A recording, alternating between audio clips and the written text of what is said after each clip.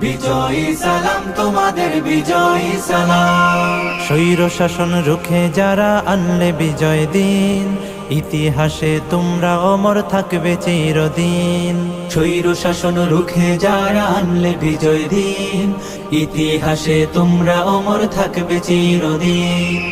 খোদাই করে মনের ঘরে রাখবো জনম ধরে, শ্রদ্ধা ভরে মাখবো তোমার পাক শরীরের ঘাম। বিজয়ী সালাম তোমাদের, বিজয়ী সালাম। বিজয়ী সালাম তোমাদের, বিজয়ী সালাম।